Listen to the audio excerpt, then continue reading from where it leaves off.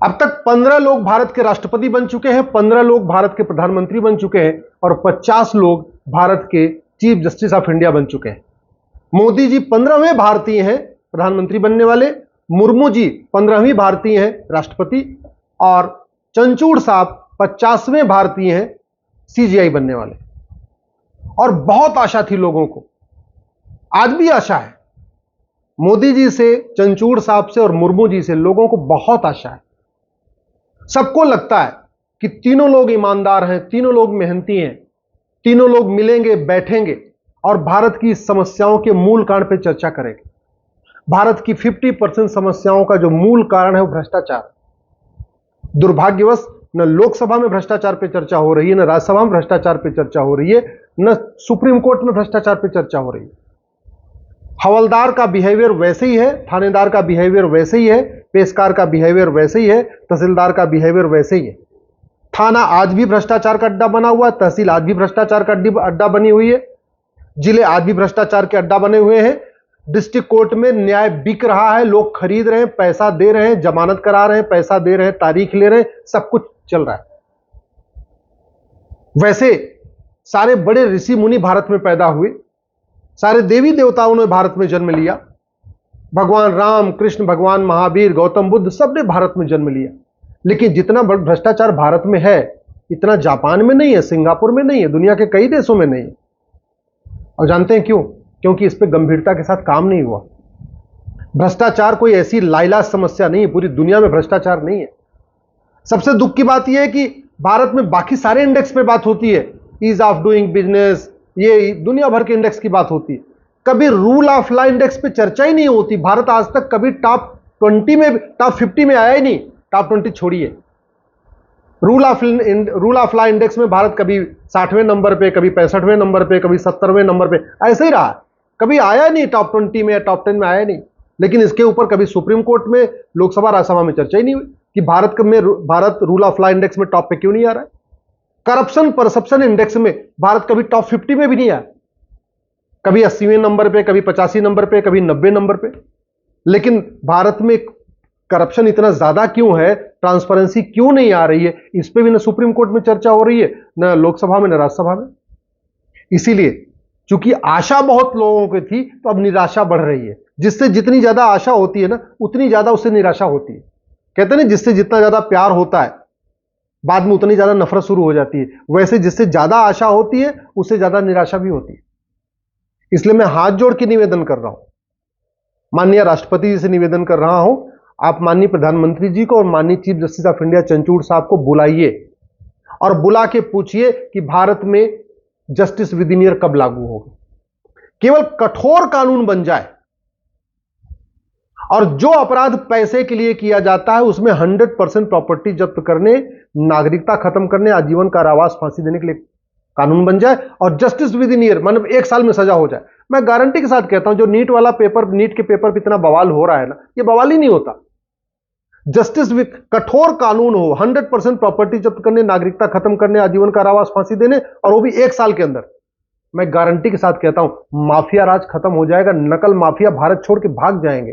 कोई नकल कराने के लिए सोचेगा नहीं, भारत में कोई घूस लेने के लिए सोचेगा नहीं, भारत में कोई कमीशन लेने के लिए सोचेगा नहीं। भारत में ये सब कुछ इसलिए चल रहा है क्योंकि यहां तो लाखों करोड़ के घोटाले होते हैं, कुछ नहीं होता है। तो फिर नकल माफिया सोचता है हमें क्या हो जाएगा भाई, हमने 4 लोगों का मान लो नकल करा भी दिया तो क्या फर्क पड़ता है।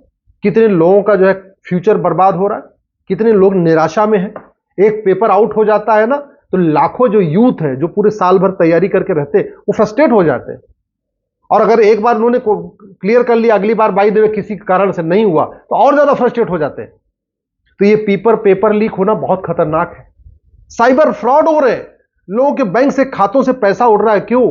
क्योंकि कानून घटिया है, न्यायिक व्यवस्था सड़ चुकी है। डिजिटल अरेस्ट किया जा रहा है लोगों को। क्यों? क्योंकि कानून घटिया है, न्यायिक व्यवस्था सड़ चुकी है, साल भर के अंदर मुकदमों का फैसला नहीं होता। कोई किसी की जमीन पे कब्जा कर ले रहा है। क्यों? क्योंकि उसको पता है कब्जा करने के बाद कोई फर्क नहीं पड़ेगा, 40-50 साल मुकदमा चलेगा, कोई फर्क नहीं पड़ने वाला।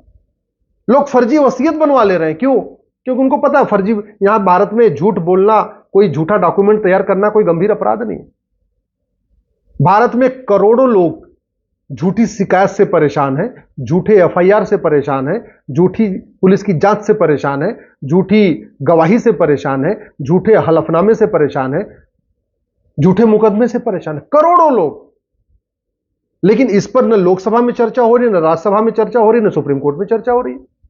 भैया लोगों को जल्दी जल्दी फटाफट न्याय कैसे मिलेगा? और झूठ कितना गंभीर अपराध है, गंभीर मतलब परिणाम देता है, वो इस बार के चुनाव में देख लीजिए।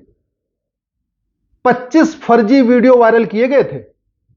मोदी जी का फर्जी वीडियो, अमित शाह जी का फर्जी वीडियो, जेपी नड्डा जी का फर्जी वीडियो, मोहन भागवत जी का फर्जी वीडियो, और भी बीजेपी के बहुत सारे नेताओं का फर्जी वीडियो, योगी आदित्यनाथ जी का फर्जी वीडियो।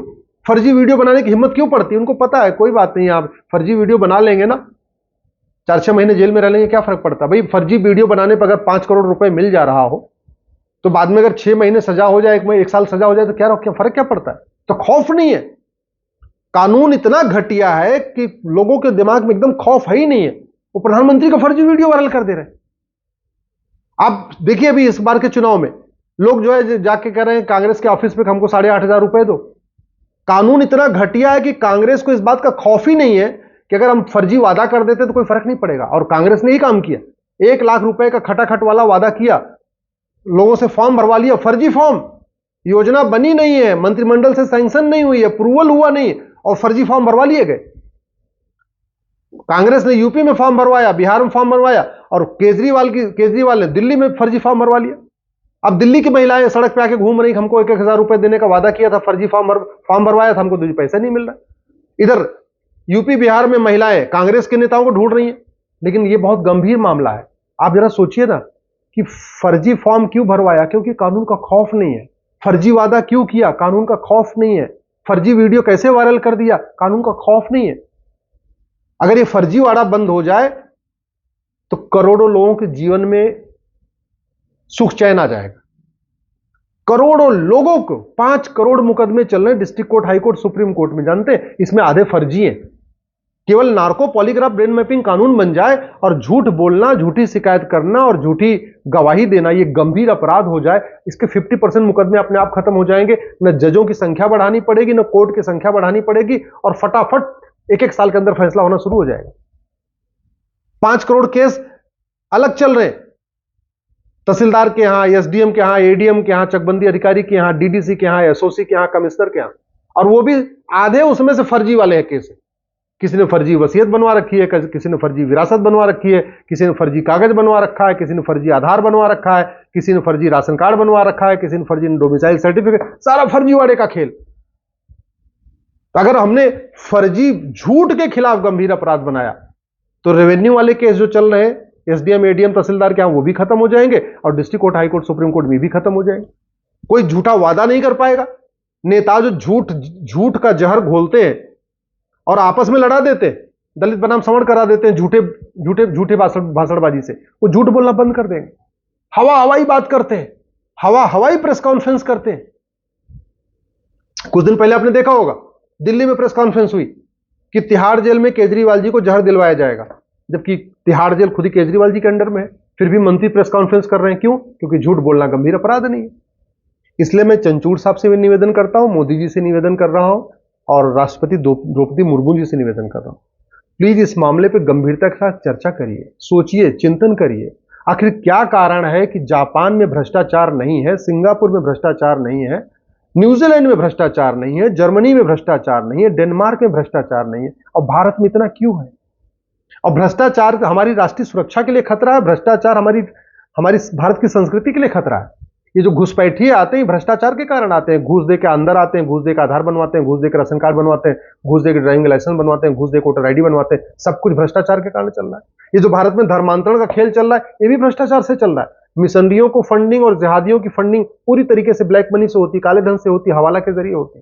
तो जस्टिस विद इन ईयर होगा तो बाकी जो अपराध रुकेंगे, अवैध असलहे का कारोबार रुकेगा, फिरौती रुकेगी, किडनैपिंग रुकेगी, साइबर फ्रॉड रुकेगा, बाकी तो रुकेगा, मुकदमों की संख्या कम होगी, घुसपैठ और धर्मांतरण भी रुकेगा।